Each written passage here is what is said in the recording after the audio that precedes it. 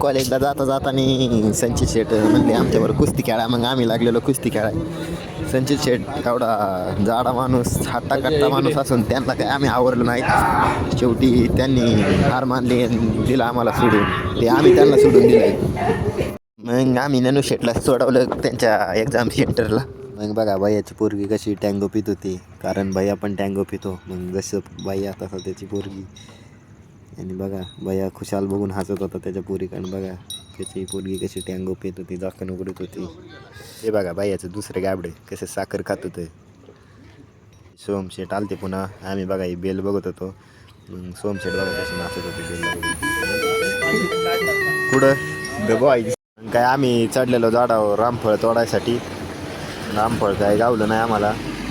झाडावर चढलो आम्ही. सहज फिरता फिरता आम्हाला सुशांत शेट दिसले.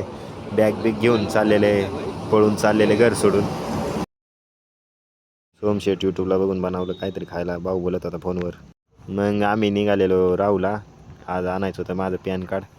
राहूला जाता जाता गुतलं आम्ही मांज्यात. पोरं पतंग उडीत होती, आम्ही गुतलं त्या मांज्यात. मग काय भेटू उद्याच्या ब्लॉगमध्ये.